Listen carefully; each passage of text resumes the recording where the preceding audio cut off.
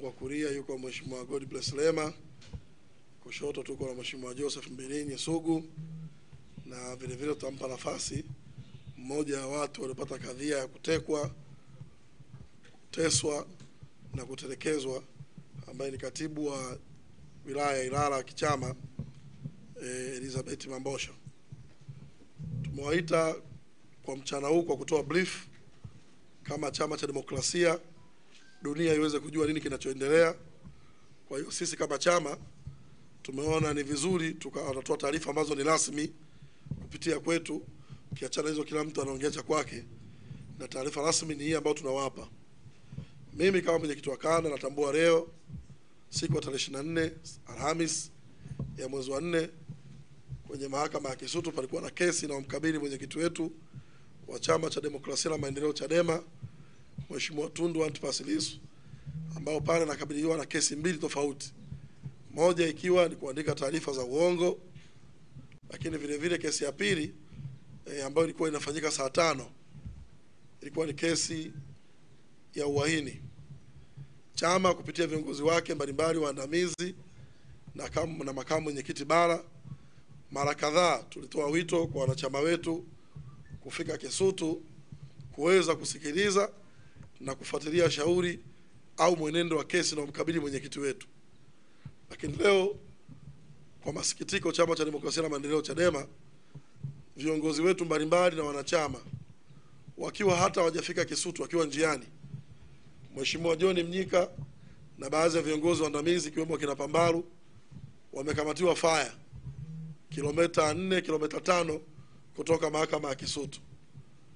Halikadhalika Mheshimiwa Heche amekamatiwa njiani kwenye daraja la Sarenda kilomita vile vile 3 au 4 kutoka mahakama ya Kisutu, na baadhi ya watu wachache vile vile wamekamatiwa wakiwa njiani kuelekea Kisutu. Lakini kwa baadhi ya watu wachache waliofika Kisutu wamekumbana na kadhia kamata, vipigo, kutekwa bila kuambiwa wanapelekwa wapi, kuzungushwa kwenye magari ya polisi muda mrefu, na kisha baadaye kutelekezwa maeneo mbalimbali. Sasa kuna wanachama mpaka muda huu kwa viongozi mbalimbali ambao kwa mkoa wetu wa Dar es Salaam waliaga familia zao, wanatoka wanaenda Kisutu, hawajulikani walipo, na Kisutu hawajafika, na mpaka sasa chama na wanachama tunaendelea kutafuta viongozi ambao wamepotea, ambao walikuwa tangu asubuhi wameaga na kuja Kisutu, zaidi ya viongozi 10 mpaka sasa kwa baadhi ya familia zinazotupigia. Lakini vile vile viongozi wa chama makao makuu waliokamatwa ambao wako mikono mwa jeshi polisi, tunao makamu mwenyekiti bara Mheshimiwa John Heche, tunaye Mheshimiwa katibu mkuu Mheshimiwa John Mnyika ambao wako mikononi mwa polisi. Halikadhalika tunaye na mkurugenzi mmoja Mheshimiwa John Pambaru ambaye yuko mikononi mwa polisi. Lakini tunaye mjumbe wa kamati kuu mmoja ambaye naye amekamatwa na anashikiliwa na jeshi la polisi, Mheshimiwa Lucas Ngoto ambaye ni mwenyekiti wa Chadema kanda ya Serengeti. Na sisi tumechukua wajibu, wengine tulikuwa Kisutu, na baadaye kwa sababu ya mambo yaliokuwa yanatokea waliweka coordination center ya mawasiliano sehemu ya pale jirani na Kisutu kwa ajili ya ufuatiliaji wa watu wetu wote kinachoendelea na kutoa brief. Baada ya masaa kadhaa mbele tena tukapokea taarifa ya viongozi mbalimbali ambao wameokotwa kwenye mapori ya Ununio na Mabwepande. Viongozi hao wa Chadema walikamatwa nje ya geti la Kisutu. Baada ya kuzuiwa kuingia Kisutu, wakaingizwa kwenye magari ya polisi. Kutoka Kisutu mpaka sehemu wameenda kuachiwa ni kilomita 29 kutoka Kisutu mpaka Ununio ambako wameenda kutelekezwa ni kilomita 29, na kutoka Kisutu mpaka Mabwepande ambako wengine wameenda kuachiwa kule na kutelekezwa ni kilomita 36. Utagundua njiani kote huko walikokuwa wanapitishwa na polisi waliokamata, pana kituo cha polisi cha kati cha Central, pana kituo cha polisi Ilala Central pale, pana kituo cha polisi mkoa wa Kinondoni Oysterbay, pana kituo cha polisi wilaya Ilala Central pale pale, pana kituo cha polisi Kinondoni kwa maana Oysterbay, kuna kituo cha polisi cha wilaya Magomeni, kuna kituo cha polisi cha wilaya Mbulahati, kuna kituo cha polisi Kijitonyama pale Mabatini, lakini kote huko walipitishwa. Na kituo cha polisi Kawe hawakupelekwa. Siku ya mwisho wameenda wameshushwa Ununio, wamepigwa sana. Na katika kundi la watu 13 waliochukuliwa Kisutu kwenda kupigwa polini, wa kwanza ni makamu mwenyekiti Zanzibar ambaye amepigwa, sasa hivi ni mahututi hospitali ya Mwananyamala, wanamfanyia rufaa kumkimbiza Muhimbili. Na mwingine wa pili ni mheshimiwa naibu katibu mkuu Zanzibar ambaye amejeruhiwa, angalau kidogo sio mahututi, lakini amejeruhiwa kwa kupasuka kiganjani, amepigwa marungu, amevunjwa kiganja na kupasuka, lakini vile vile enka chini imepigwa virungu, imesogwa kabisa. Kwa hiyo wanamfanyia vipimo pale vya kuangalia madhara aliyoyapata. Halikadhalika vile vile tuna vijana wetu ambao ni wanachama mbalimbali na viongozi wa chama ngazi tofauti zaidi ya 7 ambao nao walifikishwa hospitali ya Mwananyamala kwa matibabu ya awali, na baadhi tumeambiwa tunaweza tukapewa taarifa wakipata rufaa kwenda Muhimbili. Kwa hiyo so far katika viongozi 13 waliopelekwa kule Ununio kwa magari tofauti na polisi, kushushwa na kuanza kupigwa, wamepigiwa wakifika Ununio. Njiani huko kote kwa mujibu wa maelezo yao hawakuguswa, lakini walivyoenda kushushwa Ununio wakaambiwa lale chini kwenye madimbwi, wameshambuliwa kwa marungu na mijeledi, waya, wengine kwa kufungwa na kamba, huwezi kujitetea. Na hata walivyomaliza wakiwa wameumizwa sana, waliambiwa lale kifudifudi, waangalie ardhi. Wakiwa wamelala kifudifudi, baada ya muda wakasikia gari za polisi zinawaka na kuanza kutembea kuondoka. Walipoamka wakajikuta wako porini pale pale ambako walikuwa wamelala, lakini polisi wakiwa wameondoka na kuwatelekeza bila kuwapeleka sehemu nyingine yoyote. Sasa katika wale 13, taarifa mpaka sasa hivi ambazo tunazo ni za watu 9. Katika 13 watu 4 hawajulikani walipo. Kwa hiyo tumeomba wasamaria wema wa Mabwepande na Ununio waendelee kutuangalizia hao 4 wengine walishushwa wapi kwa mateso au kusurubiwa, ili kama wanapatikana waweze kusaidiwa. Lakini wale ambao waliteswa kule kwenye pori la Ununio, na eneo walilotesewa kwa rekodi, kuweka rekodi vizuri tu, ni pori ambalo ndo walimtupa marehemu Mzee Ali Kibao. Kwa hiyo ni location ile ile ambako Mzee Ali Kibao alitupwa, na ndo sehemu amepelekwa kwenda kutesewa hawa 13. Kwa hiyo kila mtu anakuwa ni kikundi cha watu watatu wanashughulika, wanaweza kuchukuliwa 2 hapa 3 pale. Kwa katika hao 13, 9 ndo wamepatikana wako hospitali, lakini 8 nimeenda mimi na Mheshimiwa Sugu na Mheshimiwa Rema Mwananyamala, tumeona viongozi 8, tumesalimiana nao na tumewajulia hali majeruhi.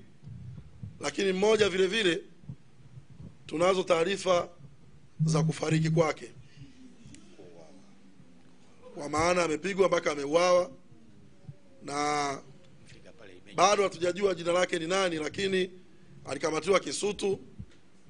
Kwa mujibu wa watu waliokuwa nao hapa, tutampa nafasi ataelezea Mheshimiwa Elizabeth Mambosho kwamba hao walipokuwa wamekamatwa, yule alikuwa anakuja naye kuungana na wenzie akiamini kwa sababu Eliza ndo alikuwa anapigwa sana.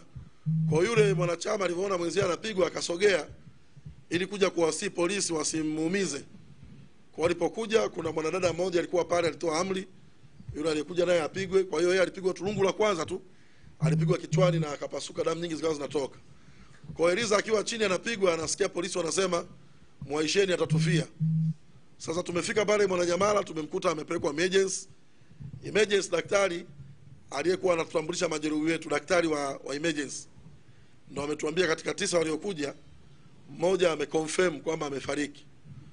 Na tulipotoka pale emergency na Mheshimiwa Sugu na Mheshimiwa Rema kwenda mortuary, tumekuta gari ya polisi na askari kama 5. Tukaomba kwamba wamalize kumshusha yule maiti, tumtambue na tuwapigie baadhi ya viongozi waweze kujua ni nani. Lakini cha ajabu, polisi walivyotuona Mheshimiwa Sugu na Lema na mimi na baadhi kama makamanda kama walio tatu pale Montreal, na tayari washaandikisha kwenye daftari kwamba wana mtu wanamkabidhi, wao ni wakina nani, wametoka naye wapi. Na yule mtu wa Montreal ameambiwa kule majeruhi emergency amejulikana ni mtu wa Chadema katika 9 waliofika kule emergency tulipoambiwa. Lakini askari walipotoka emergency kwenda Montreal wakasema mtu yule amekufa maji. Kwa hiyo na sisi tukasema hata uko Ununio watu wetu walikuwa wanateswa, palikuwa na maji na madimbwi. Kwa hiyo tunatamani hatu alikufa maji tumuone, maana leo Dar es Salaam hakuna mafuriko kusema kuna mtu mzima anaweza kafa maji ndani ya Dar es Salaam. Polisi walivyosikia tumekaa hapa tunasubiri kumtambua yule maiti, wakamrudisha, wakafunga gari ya polisi, wakashusha turubai, wakakimbia na ile maiti. Pamoja na kwamba walishamsajili wamshushe, lakini kwa kuona Chadema tumefika hapa watu tumshauriie maiti wetu, wakafunga gari ile mlango wa nyuma, wakashusha turubai, wakadandia ile gari la kaka, wakavua gloves. Na ni baada ya askari mmoja ambaye tulimtambua ni inspector kuongea na simu. Kwa hiyo wenzetu tuliporudi hapa makao makuu wanataka kutujulia hali yule ambaye amepigwa damu zinamwaga nyingi sana, anaendeleaje. Ndio tunasema kwamba tumeenda hapa, tumeambiwa ametolewa emergency, amepelekwa Montreal. Kwa hiyo so far tuna ripoti ya kifo kimoja cha kamanda wetu mmoja katika hao na Chadema, lakini vile vile tuna 8 ambao ni majeruhi wamekimbizwa Mwananyamala na wengine wamepewa rufaa kwenda Muhimbili. Na sasa hivi zoezi linaloendelea ni kutafuta wengine wako wapi.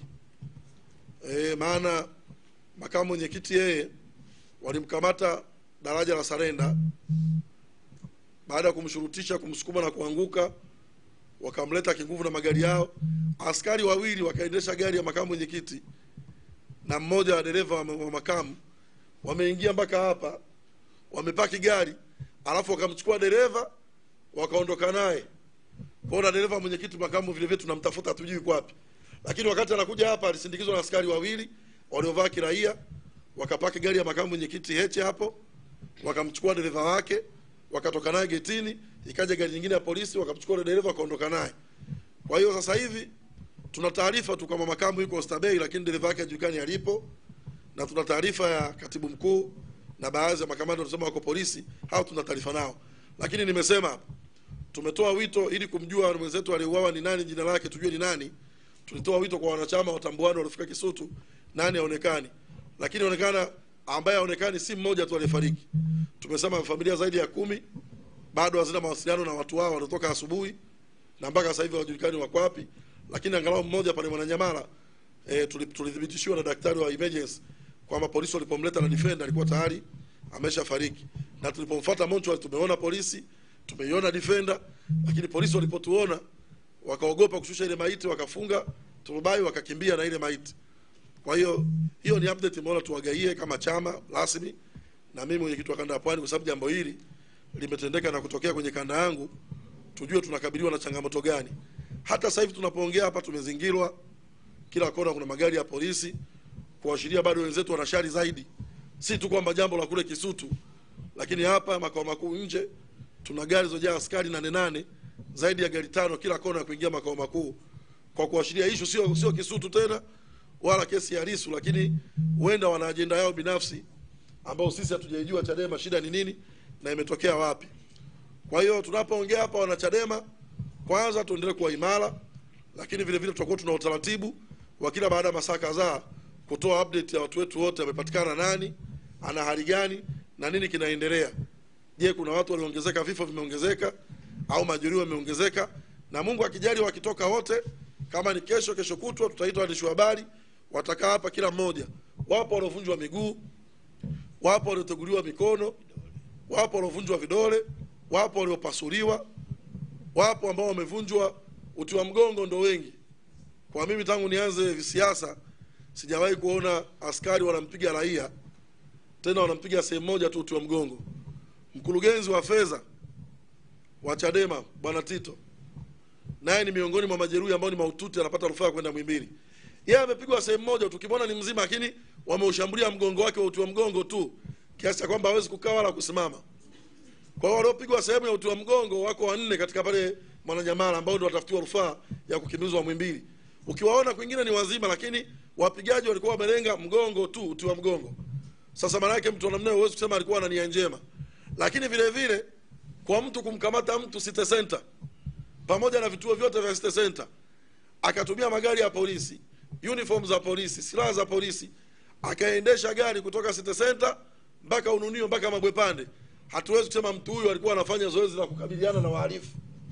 Mtu huyo yeye ndio mhalifu, kwa sababu tunaamini ukamata mhalifu unampeleka polisi, anafunguliwa mashtaka, anahifadhiwa rumande, anapewa dhamana au anapelekwa mahakamani.